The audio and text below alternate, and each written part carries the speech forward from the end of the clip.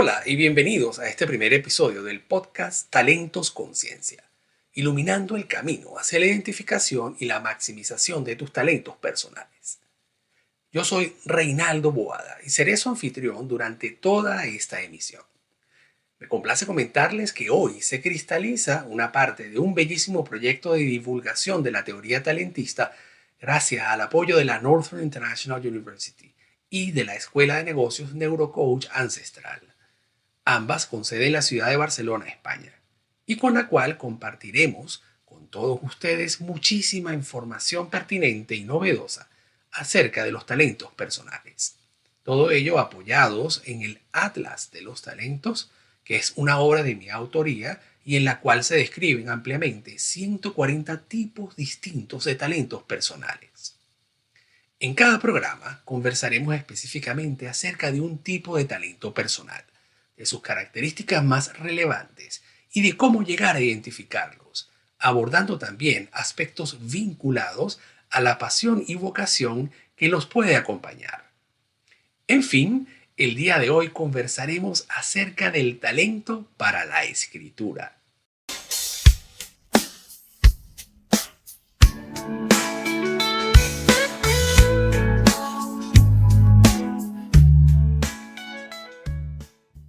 El talento para la escritura es muy particular, pues a pesar de que básicamente cualquier persona es capaz de desarrollar la habilidad de escribir utilizando sus manos y sirviéndose de un lápiz, una tiza, una piedra, un pigmento, etc., saber escribir no implica que todos seamos escritores por defecto.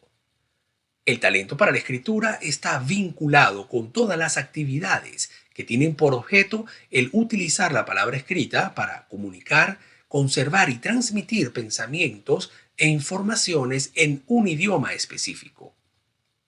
Existen diversos estilos y técnicas de escritura, así como formas literarias y géneros. Las denominaciones como poeta, novelista, ensayista, etc., son utilizadas para resaltar la calidad creativa de algunos escritores cuyas obras encajan perfectamente dentro de un determinado género literario. Según el Atlas de los Talentos, encontraremos principalmente asociadas las siguientes clases de vocación al talento para la escritura: crear obras escritas con arte y calidad literaria para estimular la curiosidad y enganche de los lectores; dar voz a carencias, vicisitudes, problemas, quejas y denuncias de situaciones que, por muchas causas, son calladas o disimuladas socialmente; y comunicar, al funcionar como un vehículo para preservar y transmitir todo tipo de conocimientos de una generación a otra. En concreto, podemos decir que se tratan de tres clases de vocación: crear, dar y comunicar. Vinculadas a este tipo de talento, encontraremos que las personas que los poseen sienten generalmente pasión por la exposición y explicación de sus ideas y argumentos por medio de la palabra escrita; comunicar con la intención de generar una retroalimentación y conversación o una nota escrita por otra persona; y finalmente, invitar a la reflexión y a la introspección. Todos tenemos talentos, pero igualmente todos tenemos que aprender a identificarlos.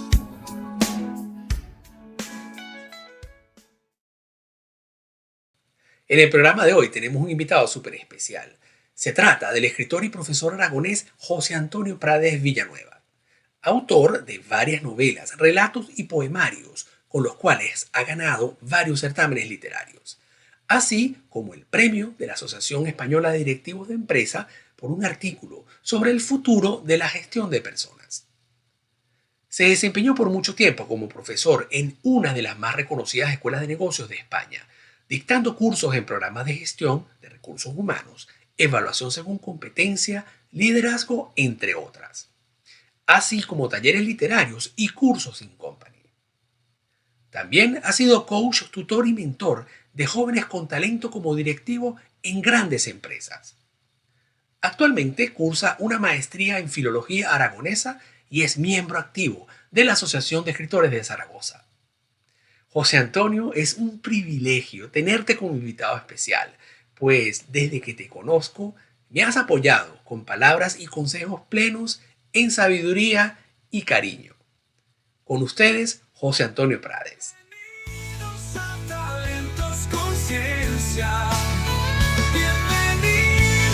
Hola José Antonio, bienvenido al programa Talentos Conciencia. ¿Cómo estás? ¿Qué tal, Reinaldo? Muy bien, muy bien. Aquí en el aposento de Zaragoza, ¿no? Y bueno, aquí ahora esperando que nos llegue el verano, que hemos tenido unos picos de calor que ahora al revés nos están pasando casi a necesitar ya un poco de abrigo incluso, Te ¿no? digo, sí, estamos. Reinaldo, encantado de saludarte. Gracias, igualmente. Y aquí estamos igual. Hay picos de frío cuando deberíamos tener temperaturas cálidas, ¿no? Y no está ocurriendo, pero bueno, eso es parte del mismo, de la evolución del planeta que no sabemos hacia dónde va, ¿no? Qué bueno, encantado, José Antonio, de saludarte, tenerte acá como parte de este nuevo programa, de este podcast, Talentos Conciencia. Y bueno, vamos a conversar bastante acerca de los talentos personales, del propósito en la vida de las personas, de esa misión que todos tenemos y cómo nosotros podemos colaborar a que las personas logren también orientarse e identificar esa parte en ellos y hablar un poco, ¿no? De cómo tú has logrado ese nivel de conciencia, que es uno de los puntos importantes de todo lo que ha sido el desarrollo de mi trabajo como investigador y como escritor y como profesor actualmente. Y bueno, en la presentación hablábamos un poco de todo tu recorrido, pero a mí me encantaría saber y me gusta de verdad escuchar cuando tú hablas de cómo tú te iniciaste en este camino de la escritura, que es el talento por el cual hoy estamos conversando, el talento para la escritura. Cuéntanos, José Antonio, ¿cómo te diste cuenta que te encantaba, que tú sentías que eras escritor? Bueno, a ver, tengo que tirar para atrás. O sea, esto que voy a contar en el momento en el que ocurrió, yo no era consciente todavía de que iba a escribir, ¿no? Porque va a haber, hay una diferencia pues casi de 18 años de lo que voy a contar de una parte a otra, ¿no? A Ujú. ver, la primera vez que escribí algo con conciencia literaria, es decir, que sabía que ya estaba escribiendo algo que podría tener esa consideración fuera de las cosas del colegio, pues yo tenía 11 años y el profesor nos había pedido hacer un resumen del poema del Mío Cid y entonces en vez de hacerlo en redacción que nos pidió, pues ya lo hice en versos alejandrinos con rimas empareados. Entonces, claro, yo esto me di cuenta después, no me di cuenta entonces que ya era una especie, aunque el profesor algo me dijo, ¿no? Pero Ujú. bueno, ya en esos años, a los años siguientes, ¿no? Con 12, 13, 14 años, empecé a tener muy buenas notas en redacción y en literatura tuve un profesor, era el Colegio de La Salle, era un hermano de La Salle, José María Burdet, que pues, se dio cuenta de que bueno, podría funcionar y entonces en literatura y entonces me empezó un poco pues, a estimular, a formar, a empujar. Y recuerdo que terminé lo que sería el terminar la secundaria, ¿no? Entonces era el octavo de EGB, con una novela de fin de curso. Terminé con una novela, bueno, a ver, nosotros le llamamos novela, probablemente sería un relato largo, no lo recuerdo muy bien porque lo perdí, además es una pena porque lo perdí.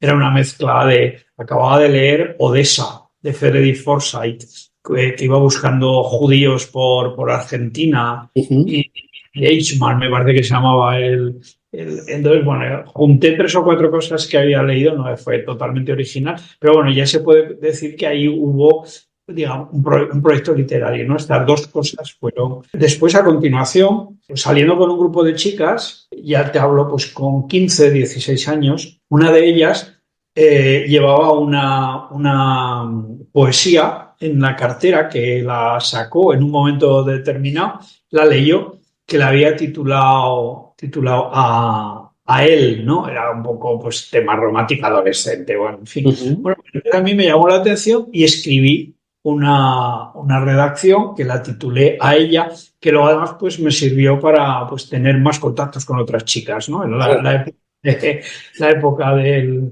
lo que aquí llamamos el ligoteo, ¿no? Entonces, a partir de ese momento, empecé a escribir con un cuaderno, que todavía lo tengo, en el que lo tuve hasta los 21 o 22 años. Desde los 14 que empecé a poner cosas ahí hasta los 21 y eran cosas que no leía nadie. O sea, no sé, yo iba escribiendo tan pronto una redacción, una poesía, en el colegio seguía escribiendo, tuve una profesora en COU que también se interesó mucho por lo que yo escribía, en fin, gané un premio de literatura en el colegio y a partir de ahí empecé a seguir escribiendo y se puede decir que bajo mi control, sin tener ningún tipo de apoyo externo ni nada por el estilo, porque yo me derivé por una formación más empresarial, más económica, más de economista, que luego derivé a relaciones laborales, que es por lo que hemos coincidido, pero bueno, es todo un proceso. Entonces, en esa trayectoria empecé a escribir también relatos. Mm. Y me los iba preparando y al final empecé a escribir una novela que no la terminé. Luego, y al final, en el año, fíjate que ya hemos saltado de los 14 a los 28, ¿no? Entonces es que había presentado algunos relatos a un concurso, pero yo no tenía todavía conciencia si podría seguir escribiendo o si me dedicaría a eso. Pero a partir, estando con 28 años, empecé a escribir lo que era entonces una tercera novela, pero las dos otras habían sido solamente pruebas, pero esta empezó a adquirir consistencia. Y mientras estaba escribiendo en esa novela empecé a formarme más en literatura. Yo siempre he tenido una formación autodidacta, pero ahí es como que ya me empezó la cosa a, bueno, me entró el gusanillo, ¿no? Pero además es que encima en la empresa donde estaba había ascendido 2 o 3 puestos y entonces estaba como mando intermedio y había adquirido pues un estatus un poco superior al que tenía que entré como administrativo. Y entonces dije, bueno, pues este puede ser el momento como para dedicarme más a la literatura. Tenía suerte de tener un buen horario y entonces ahí empezó. Se puede decir que con 28 años es cuando tomé conciencia de que verdaderamente tenía un talento literario que podía ampliar o podía, no me gusta la palabra explotar, ¿no? Que podía usar, aplicar. Y a partir de ahí, pues bueno, empezó toda mi trayectoria para llegar a lo que has comentado de lo que es la obra que tengo. Entonces, pues fundamentalmente, pues han sido importantes los profesores sobre todo y naturalmente luego, pues los premios o pequeños galardones que vas consiguiendo y luego pues, el contactar con editoriales. Lo que pasa es que yo luego ya me fui. Luego tuve una proyección profesional que no pensaba tener porque yo me pensaba ya plantear quedarme como mando intermedio y dedicar el tiempo a la literatura y resulta que dentro de la empresa hubo un proyecto internacional en el que contaron conmigo. Y entonces pues estuve 14 años mucho más dedicado al trayecto, a la trayectoria profesional y a la consolidación de la carrera profesional que a la literatura, pero no la dejé. No la dejé, de hecho. Hubo, por ejemplo, una novela que la escribía levantándome a las 5 o 6 de la mañana para entrar a trabajar luego a las 9, o sea que escribía unas 2 horas todos los días y luego las mañanas de sábados y domingos. Vale, Las tardes las dedicaba a la familia, ¿no? claro. Mm. Y luego, pues también algún hueco que tenía en el trabajo, si veía que no había mucha necesidad de atención, pues entonces también me hacía. Por eso, de todas maneras, mi literatura en aquel tiempo era muy fragmentaria, ¿no? O sea, Mm. porque era como escribía yo. O sea, no era fluida, sino, venga, pues, por ejemplo, tengo una novela escrita con 6 voces Oh. y cada Mm. voz entra entre 3 y 5 páginas. Pues bueno, escribía 2, 3, 5 páginas o esa voz, la entrada, y ya pues, lo dejaba ahí para luego después hacer el cierre final. Qué bien. Y bueno, más o menos así lo fui avanzando hasta hoy, en el que, pues ya habiendo estado liberado ya de mi actividad laboral, pues entonces ahora ya me puedo dedicar más profundamente a lo que sería la literatura y bueno, a partir de ahí, pues a ver qué es lo que sale. Claro, ¿no? Bueno, yo puedo dar fe de todo tu trabajo y de esa trayectoria de escritura tan interesante, ¿no? Que tú has venido desarrollando. Y tú mencionaste una cosa un aspecto muy, muy bonito, y es que siempre, y dentro de lo que es la filosofía talentista, existe lo que ahora yo estoy como comentando como si fuese un efecto espejo. Y es que tú, cuando tienes un tipo de talento, cuando tú posees un tipo de talento que has identificado, tú eres capaz de mirar rasgos, características talentosas que denominamos dentro de la teoría en otras personas. Tú comentaste que una de las partes fundamentales también fue que tus profesores, tuviste profesores que te apoyaran, tuviste profesores que se dieron cuenta e incluso no estoy seguro, pero quizás te motivaron a expandir, a desarrollar un poco más ese talento para la escritura y para la parte literaria que tú evidentemente tienes. En el caso mío, que fui alumno tuyo en un máster, en un momento determinado tú me dijiste que qué hacía yo además de estudiar. Y yo te pregunto, como amigo y como escritor que tú eres, ¿es viable que podamos hablar de que una persona se puede percatar del talento de otra? A ver, yo creo que siempre es fundamental el que tengas a tu lado a alguien que te ayude, ¿no? Y bueno, y una de las cuestiones que tiene este curso que estás presentando sobre la teoría talentista es precisamente el formar a personas que sepan observar estos talentos. O sea, no solamente que te puedas analizar a ti mismo, sino que una vez que en ti mismo has aplicado esa teoría, ese concepto, esas características que te ayudan a descubrirte tus talentos, después puedes participar buscando los otros. Cada persona posee una combinación única de tipos de talento.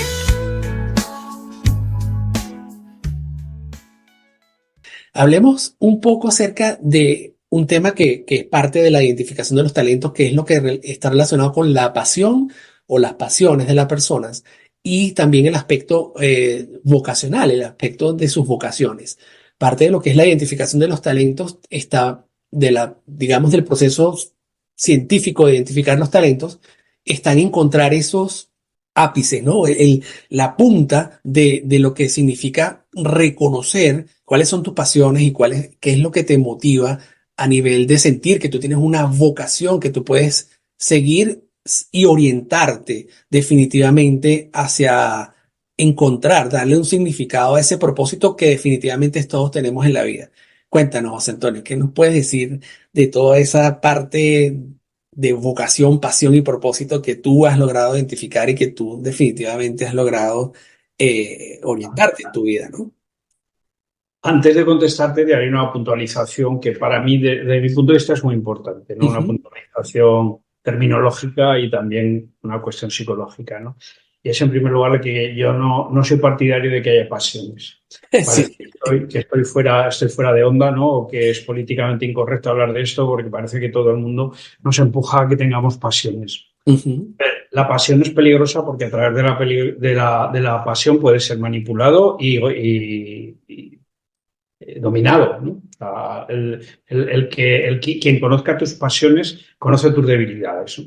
Entonces yo creo que a mí me gusta más llamarlo como hacerlo como un foco de atención, ¿no? ¿A qué le prestas atención? ¿A qué le das dedicación? ¿No?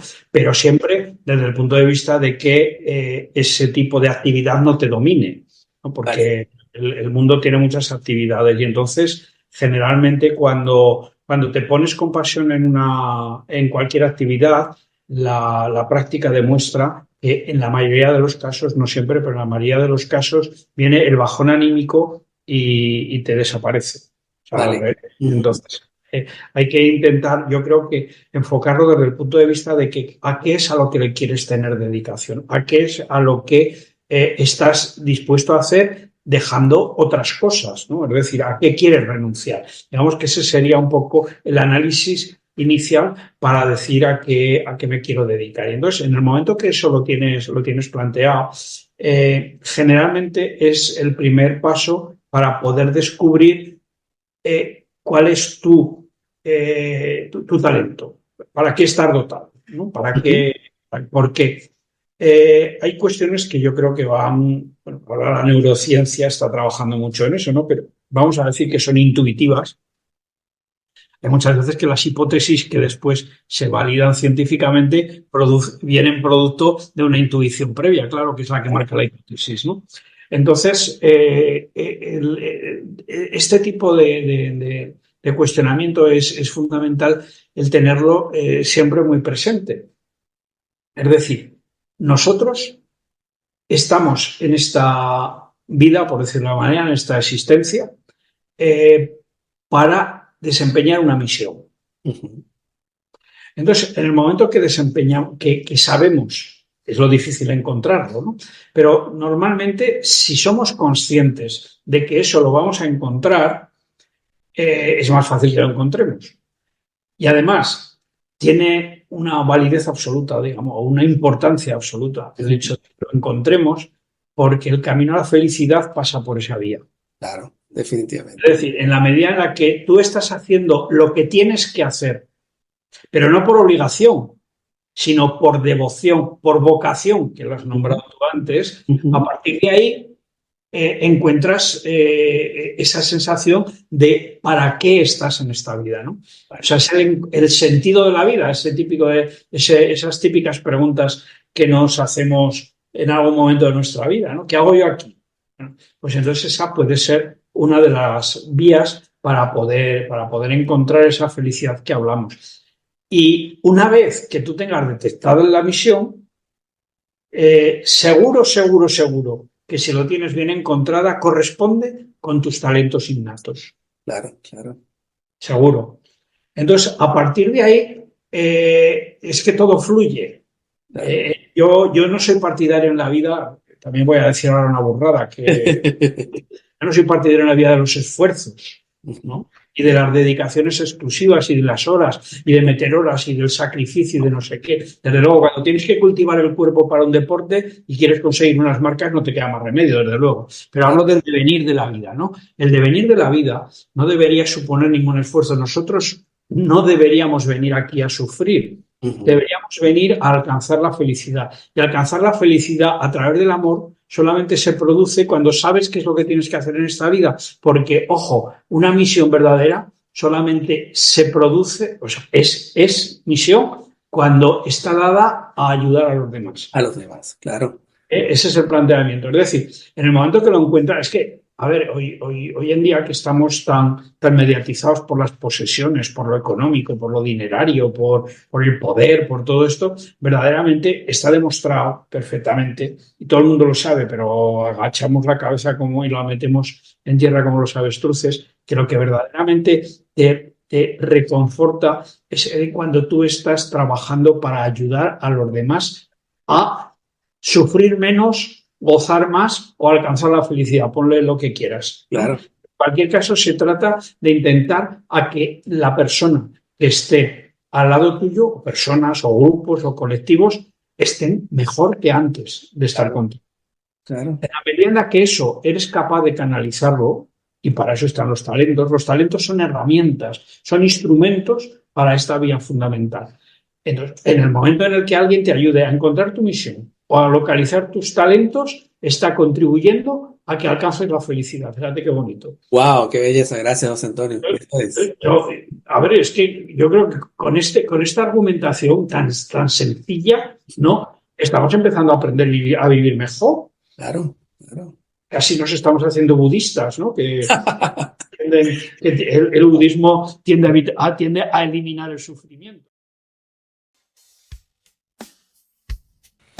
Talentosa es aquella persona que logra utilizar conscientemente un tipo de talento en varias actividades. Esta parte de devoción, me encanta esa palabra que utilizaste porque visto desde ese punto de vista, son 7 clases de vocaciones que yo logré identificar para plasmar dentro de la metodología. Y una de ellas es principalmente servir, es vocación para servir. Pero es eso, ¿no? Al final es como que fuese la razón fundamental de todo este proceso y todo lo que podamos identificar y hallar es lograr ser útiles, ser un vehículo para servir y lograr que todas las personas vivan plenamente y sin sufrimiento, que eso es una cosa que definitivamente cuando yo lo he comentado en otras oportunidades, que cuando yo escribía mi primer libro, ya igual que tú, era el tercero realmente, en un momento determinado, José Antonio, cuando yo estaba hablando de toda esta parte de la experiencia laboral versus el conocimiento versus tus talentos y toda esta parte, yo estaba elaborando ahí todo un pensamiento crítico, me di cuenta de que yo había identificado algunos talentos en mí y yo dije, este es mi propósito. Yo creo que, y ahí fue cuando yo comencé a reorientar mi investigación. Yo dije, mi propósito es crear herramientas que permitan a otras personas llegar a este nivel de conciencia. ¿Cómo hago yo para que otras personas conozcan cuáles son sus talentos y se orienten y sepan cuál es su propósito en la vida. Todo ese razonamiento llegó en un solo momento así como que me cayó el agua fría encima, ¿no? Yo decía, ese es mi propósito, crear herramientas para que otras personas también identifiquen sus talentos. Y mira, he tenido la fortuna de no una, no dos, no tres, sino muchas más herramientas con nombre y que se pueden utilizar de manera científica. Y bueno, tú eres un gran colaborador en el sentido de desarrollar eso porque pues tú me has apoyado, tú me has dado ideas, incluso tú me has orientado a que siga estudiando, me siga formando.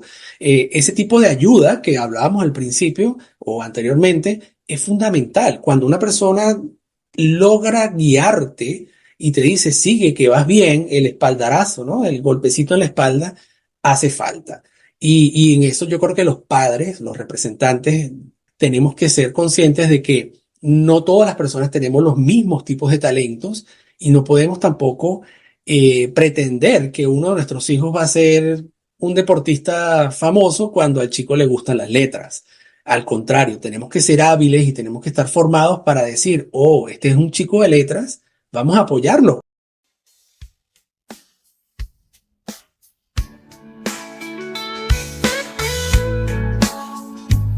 ¿Sabías que desde la antigüedad existen básicamente tres maneras de escribir? Es decir, de derecha a izquierda, de izquierda a derecha o de arriba hacia abajo. Se piensa que estas maneras tienen que ver con el tipo de alfabeto y los materiales que se utilizaron en la antigüedad para escribir en pergaminos, papiros, pieles, etc. Pero lo más curioso es que hasta la fecha no existe nada escrito de abajo hacia arriba. A mí me gustaría que nos comentaras de qué manera a ti, a nivel personal, tú has sentido que has vinculado tus talentos, que son varios los que tú has logrado identificar, porque ya los has mencionado y tú sabes que posees esos talentos y tú los has desarrollado, tú has alimentado tus talentos. ¿Cómo has logrado vincular tu misión personal desde el punto de vista de lo que has logrado, de lo que has logrado compartir, de lo que has logrado dejar, para unirlos dentro de tu misión personal en función a lo que sería dejar un legado? ¿Cómo, desde el punto de vista de tu apreciación, cómo piensas tú que tú has logrado ese nivel de conciencia al punto de que definitivamente pues tú estás dejando un legado en este momento, ¿no?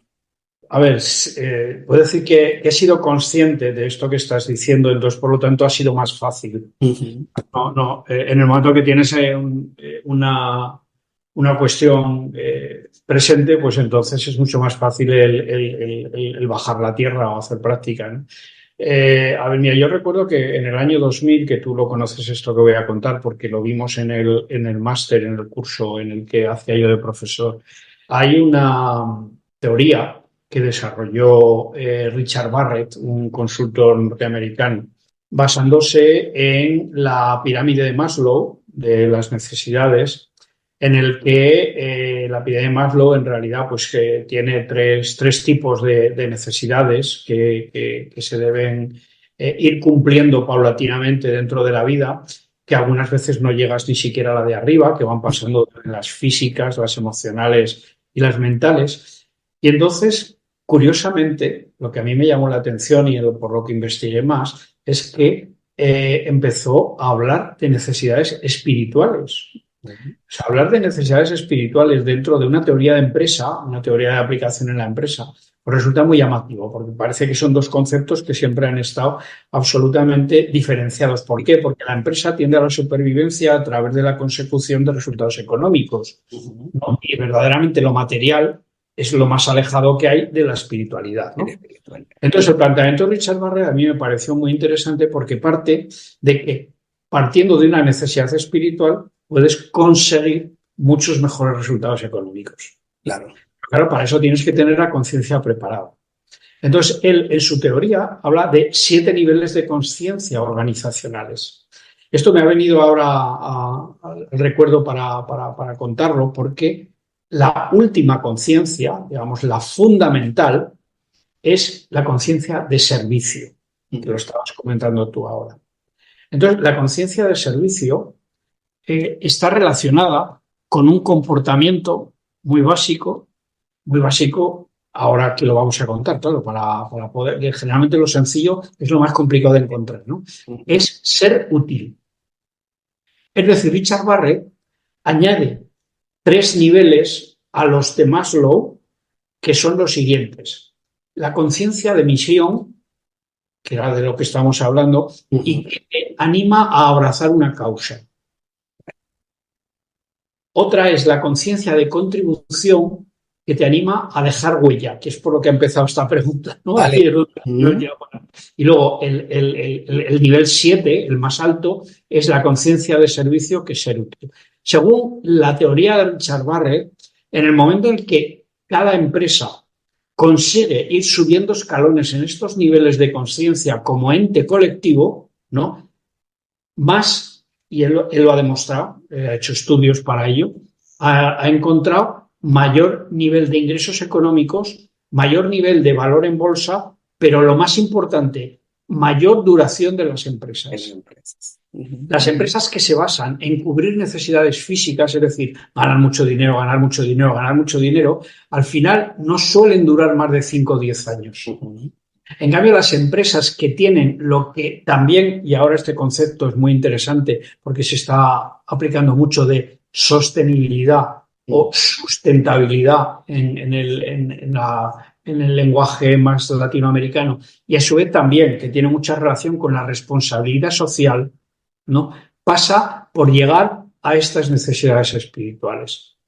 Entonces, bueno, esto yo lo vi en el año 2000. Esto cuadra con lo que te contaba, que ya era consciente de que nosotros tenemos que trabajar para dejar un legado, ¿no? Claro. Dejar un legado significa ni más ni menos, que era lo que estábamos hablando antes de la pregunta, el que todo el mundo tenemos que intentar conseguir que nuestra labor sea ayudar a los demás. Lo que pasa es que ayudar a los demás desde la plena conciencia de que estás ayudando, no solucionando la vida. Ojo, que es muy diferente, ¿eh? No vayamos de salvadores. Se trata de acompañar, se trata de ayudar a que las otras personas encuentren su camino. Y fundamentalmente ese debería ser, a ver cómo decir, el amalgama de los talentos, la amalgama de los talentos, ¿no? Exacto. Lo que los une para darles una consistencia, ¿no? Y luego, sobre todo, el sentido final del talento es este que estamos hablando, ser útil, dejar huella y abrazar una causa. Esas 3 cosas son las que deberían ponerse por delante cuando tú quieres aplicar un talento. Porque además, antes lo has empezado a comentar, que yo quería profundizar un poco. A ver, un talento no es ser un Lionel Messi o un Cristiano Ronaldo, ¿no? O un Michael Jordan o un Freddie Mercury. Un talento es algo que tú puedes aplicar de la forma más fácil posible para ti y con mayor repercusión para los demás, para conseguir que el mundo sea mejor después de aplicarlo. Sería una definición, desde mi punto de vista, mucho más acorde con el amor. ¿Para qué le vamos a poner otra palabra? Te voy a decir necesidades espirituales, trascendentales, yo qué sé. Además, el amor, que es que parece que tenemos siempre vergüenza de utilizar ese. No puede ser escaso algo que todos tenemos. Por ello, es imperativo saber cuáles tipos de talentos poseemos realmente. Una particularidad que tú acabas de mencionar es que se suele pensar que existen pocos tipos de talentos, o que solamente hay talento para el deporte, o para la música, o para la... El dinero, que estábamos hablando antes del materialismo, ¿no? Del materialismo, exacto, porque se traduce a que el que tiene talento llega a la fama, llega al dinero, llega al poder, ¿no? Y por ejemplo, dentro de lo que ha sido la investigación hasta este momento en la teoría talentistas, yo he logrado describir 140 tipos distintos de talentos que pasan por miles de actividades que podemos realizar los seres humanos, y cada uno de nosotros tiene talentos para realizarlos de manera evidentemente eficiente, exitosa, pero además a tu manera. Tú dijiste algo increíblemente puntual, y es que tú puedes utilizar, ser talentoso dentro de la visión talentista es saber utilizar un tipo de talento para muchas actividades que incluso que sean totalmente inconexas, que no tengan nada que ver. Por ejemplo, que tú tengas talento para la música y lo utilices para ¿qué te puedo decir? Para crear una escultura o que tengas talento para los idiomas y resulta que tú, pues, lo utilizas para aprender, no sé, a dibujar.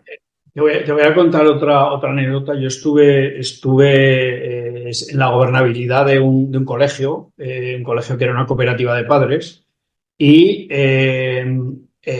allí precisamente llevé a mi hijo a ese colegio, entre otras cosas, porque cuando fui a conocerlo, cuando me desplacé de una ciudad a otra y vine aquí a Zaragoza, querían aplicar la teoría de Gardner de la inteligencia, ¿no? La Ujú. teoría de las inteligencias múltiples. Múltiples. Ujú. No es tanto por aplicar esa teoría, que al fin y al cabo, pues bueno, me parece una teoría muy coherente, sino porque cuál era la forma de aplicarla, ¿no? Entonces, teniendo en cuenta las 7 u 8 niveles de inteligencia que Gardner aplicó, intentaban encontrar en cada uno de los alumnos cuál era la inteligencia por la cual destacaba. Ok. Y entonces eso se lo comunicaban a los profesores y tutores, y entonces a partir de ahí todo el conjunto docente del colegio se preocupaba de que ese chico, cuando lo tenían en su clase, pudiera recibir la educación a través del talento suyo, a través de la inteligencia que destacaba. Por poner un ejemplo, hay una inteligencia que se llama la cinestésica, ¿no? Que sería la de Maradona, ¿no? Ujú. Maradona muy inteligente para jugar al fútbol, pero bueno, para otras cosas era como que no mostraba mucha inteligencia práctica, sobre todo. Sí, Pero entonces, imagínate que hay un chico que le gusta el fútbol, ¿no? Y que verdaderamente, o chica, ahora ya el fútbol femenino está empezando a llegar a unos niveles que ya no se puede diferenciar del masculino. ese es. Y que está pendiente de la clasificación de fútbol todos los fines de semana después de la jornada. Ujú. Que sabe los goles a favor, los goles en contra, cuánto, que proyecta los resultados a todo esto. ¿Qué mejor manera que enseñarle las La matemáticas, que a lo mejor de matemática. otra manera no las puede, por la metodología tradicional, que enseñándole a resolver problemas de clasificaciones de fútbol, teniendo en cuenta que si tal equipo gana o pierde o se producen este tipo de resultados? Por poner Claro. un ejemplo. Te voy a contar otro ejemplo más cercano. Mi hijo, ¿no? Mi hijo jugaba al PC fútbol, ¿no? Y se pegaba allí bastante rato, en la época en la que empezaban los ordenadores, todavía eran ordenadores de estos cabezones, ¿no? Pero resulta que me viene mi mujer y me dice, oye, mira, a ver, este Raúl se pega muchas horas ahí en el ordenador y me parece que no es conveniente que esté tanto rato, ¿no? Que lo que pues me senté con él allí, estuve un rato, ahí el PC Fútbol, no sé si lo recordaréis, Sí, que sí, fue claro. el programa que inició todas estas cosas. Entonces me levanto al cabo del rato, me dirijo a mi mujer y le digo, no solo no le voy a prohibir que juegue, sino que le voy a incentivar que juegue a este juego. Pero no Ujú. tenemos que estar ahí con los mandos ahí jugando esto con los muñequitos, no sé qué, que si el fulanito, que si el menganito, y le digo, no. En esos tiempos estaba yo trabajando en formación de directivos, ¿no? Ujú. Este juego es un simulador de empresas. Exacto. No es un juego de muñequitos que se pasan el balón de uno a otro y que van metiendo goles. De hecho, mi hijo ni siquiera ponía las pantallas, sino que jugaba a una opción que había que se llamaba jugar a resultado. Es decir, que él no manejaba. Entonces, ¿qué es lo que él hacía? Él entonces tenía, no sé si eran 10 o 11 años, ¿eh? ¿Qué es lo que hacía? Entrenaba a los jugadores, les subía de nivel, los compraba, los vendía, Ujú. ¿no? Intentaba que su equipo fuera campeón por la cantidad de resultados económicos. Es decir, estaba aprendiendo jugando. Claro. A eso es a lo que tenemos que Hacer poner. empresa, claro, claro. No, Ujú. pero quiero decirte, a utilizar un talento Ujú. para que después poderlo hacer útil a través del juego. Del Entonces, juego. a mi hijo yo le pongo a enseñar, de acuerdo a la teoría tradicional de administración de empresas, Muy ¿no? Que bien. es la contabilidad, me manda a paseo. Claro. Yo le digo que juegue a PC Fútbol y que intente que su equipo sea ganador en 2 temporadas, ¿no? Está muchísimo más motivado, ¿no? Por supuesto. Eso es lo importante que estás diciendo tú. En la teoría talentista, en el momento que descubre talentos y son capaces de entenderse, en este caso vamos a padres y educadores por los hijos y alumnos, ¿no? El hecho de que se puede aprender a través de ese talento mucho más rápido y mucho más eficiente que a través de métodos tradicionales, bendita sea la teoría y adelante. Claro, no, y definitivamente hay que abrazar ese cambio porque es así, ¿no? Todo, a todos nos ha ocurrido y te digo a todos porque tú comentabas que igualmente cuando eras chico pues te gustaba escribir y lo dejaste, lo tomaste, lo dejaste, volviste, no tuviste esa, ¿cómo te puedo decir? Esa continuidad porque pues otras cosas saltan. Igual ha sido mi caso y otras personas con las que he conversado que son dedicados a la escritura actualmente. Y eso, yo creo que es fundamental que el modelo educativo se oriente a impulsar la identificación de los talentos y a desarrollar los talentos como vía de aprendizaje, pero como mutuo, ¿no? O sea, yo desarrollo mientras aprendo, yo juego y aprendo, yo me presento delante de mis compañeros, estoy experimentando y estoy aprendiendo. Si me equivoco, excelente, si no me equivoco, mejor aún. Pero esa es fomentar la experimentación, sobre todo a nivel de que sean originales, que sean creativas, que dejen una huella en la persona, porque yo definitivamente yo pienso que un resultado sea negativo, o sea, sea un resultado positivo desde el punto de vista de que, sí, todo el mundo te aplaudió y ganaste el trofeo, ganaste el torneo o el premio, o negativo desde el punto de vista que quedaste de segundo, tercero, cuarto, y lo que te queda allí es un aprendizaje. Te iba a decir, Mm. la pregunta fundamental después de terminar lo que sea es, ¿qué aprendí? Claro, tal cual. Eso es. Qué bueno, José Antonio. Mira, se nos ha acabado el tiempo. Yo creo que nuestra conversación tiene que seguir en otro programa porque esto pique se extiende. Y bueno, como bien sabes, pues seguimos trabajando y tú eres parte importante del máster que vamos a comenzar a ofrecer muy pronto en identificación de los talentos personales. Y mira, yo definitivamente ya estás invitado a un próximo programa. De antemano te lo advierto. Muy bien. Encantado, encantado, Reinaldo. Muchas gracias por tu atención y por tu llamada. Gracias a ti. Bueno, hasta muy pronto, José Antonio. Hasta la próxima. Muy bien, hasta la próxima, Vale, Reinaldo. gracias. Ya están abiertas las inscripciones para la certificación como coach en identificación talentista. Las clases comienzan el 1 de julio de 2024. Aprovecha el precio de lanzamiento e inscríbete cuanto antes. Si quieres conocer cuáles son tus talentos y realizar tu proceso de identificación de talentos personales, escríbeme directamente a mi correo. Lo encontrarás aquí debajo en la descripción.